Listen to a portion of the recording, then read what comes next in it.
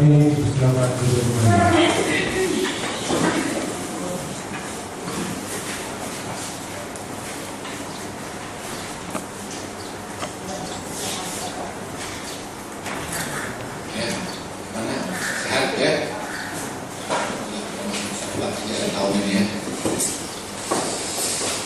Hari ini saksi ahli orang Ada dua yang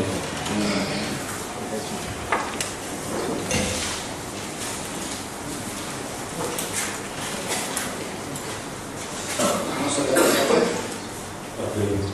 Wardoyo. Di situ terdapat Dr. Andes Wardoyo MF. Ada di mana saudara Wardoyo?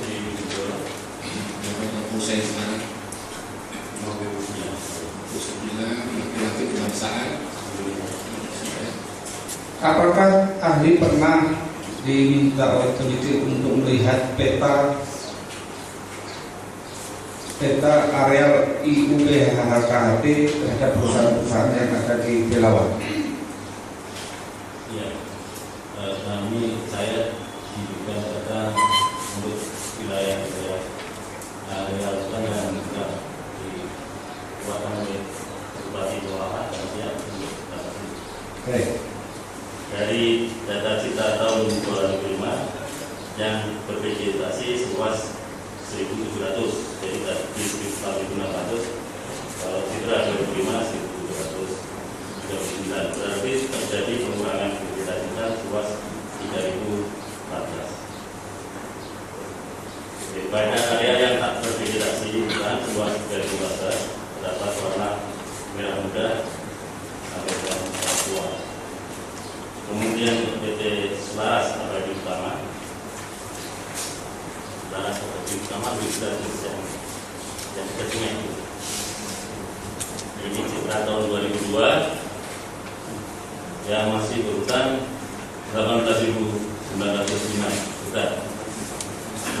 Pada Citra tahun 2005 terdapat area yang tidak bervegetasi 9.000. Jadi pada area yang tidak bervegetasi hutan seluas 7.856 pada Citra 2002 berwarna merah muda sampai dengan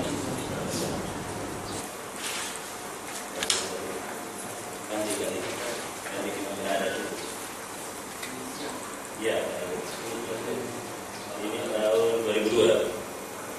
Jadi pada tahun 2002 untuk areal PT Seraya Super Lestari yang masih berhutang 17.397 yang tidak bervegetasi hutan 2.500.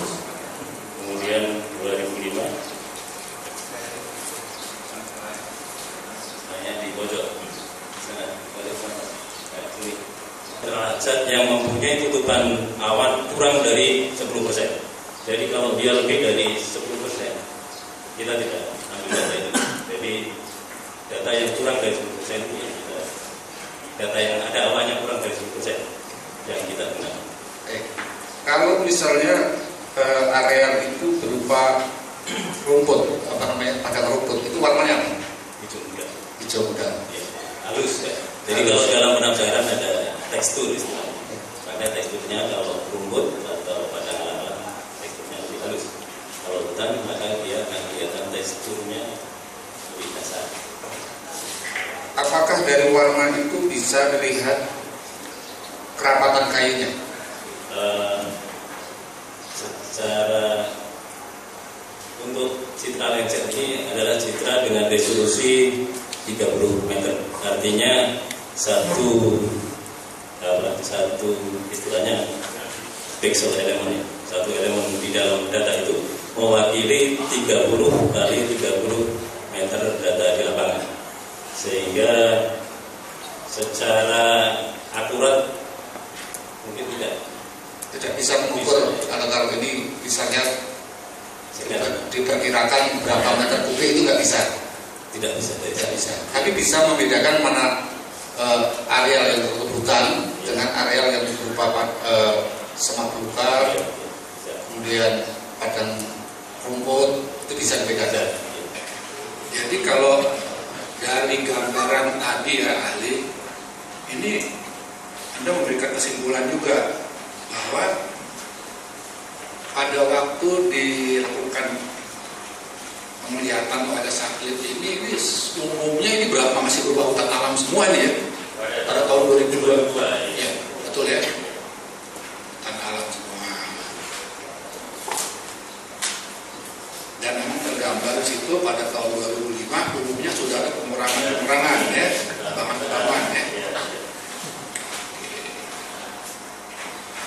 sampai dengan tahun 2007.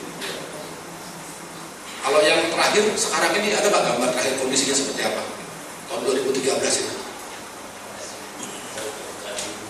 Oh, udah mati lagi ya. Tapi dia juga melakukan pemantauan kondisi terakhir. Ya, karena dari gambaran Anda ini kan yang Anda gambarkan adalah seberapa besar hutan alam itu dikurangi ya. Karena dari beberapa saksi fakta yang ada di sini, setelah mereka mendapatkan izin RKT, mereka bikin penebangan dan mereka tanam kembali. Nah, tahun 2007 itu kan di sini kan makin banyak hutan alam yang tertebang harusnya. Apakah terekam juga di situ hutan tanamannya yang sudah ditanam? Kalau dia sudah jadi kalau yang masih umur muda masih kelihatan tanahnya, sehingga yang lebih dominan merahnya kelihatannya. Iya.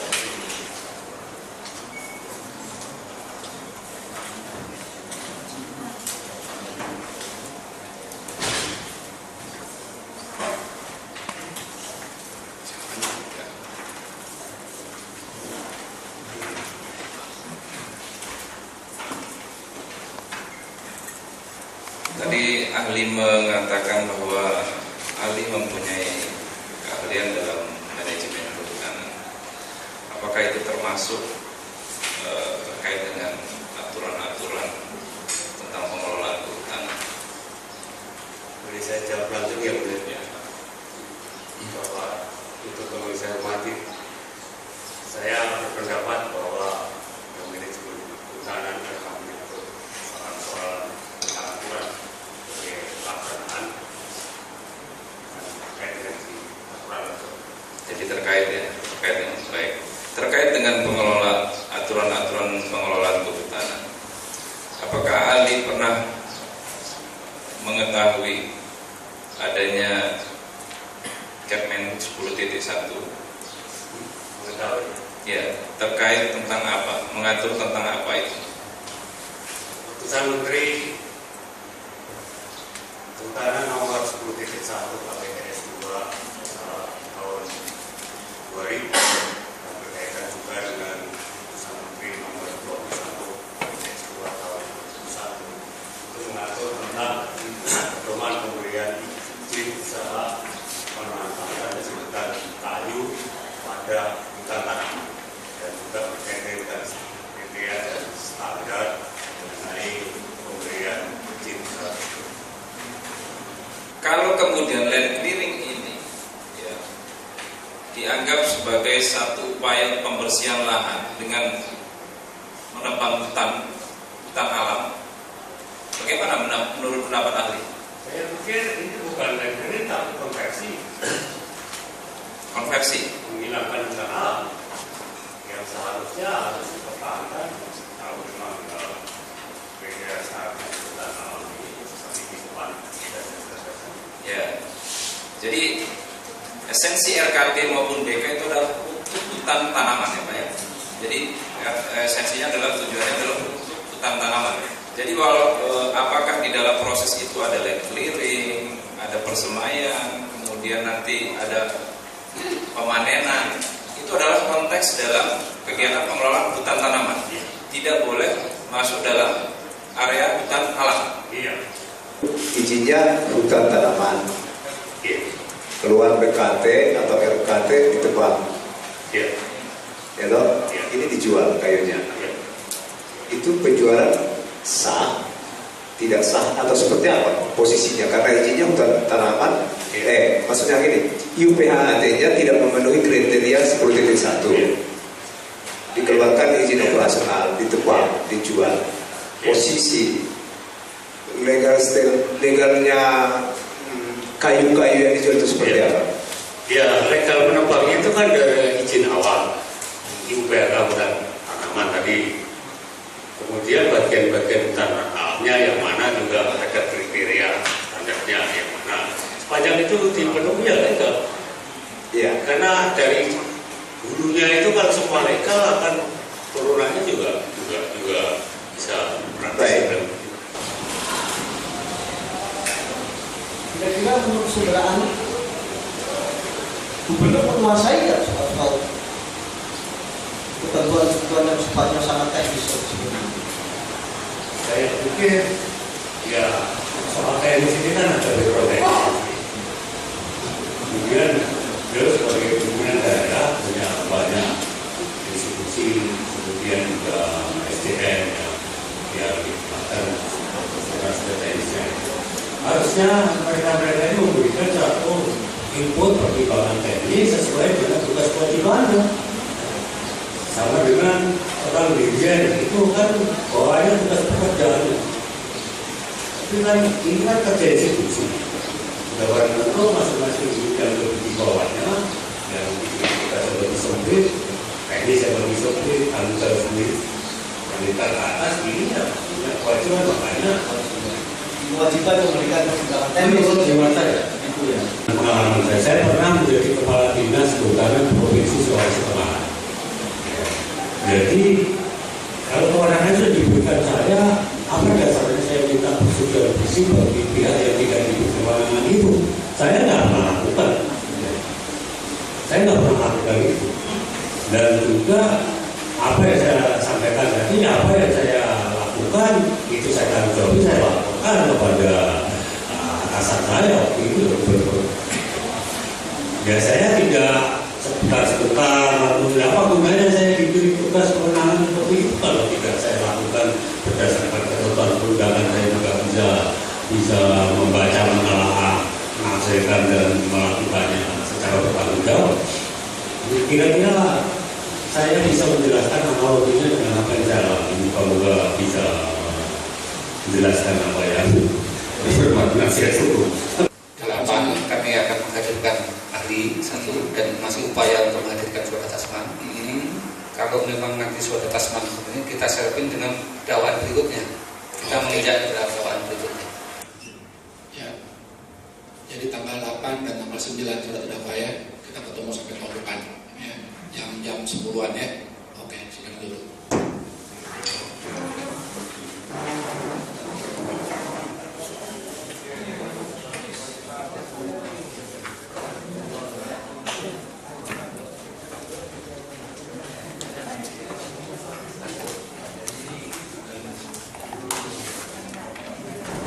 Sanksi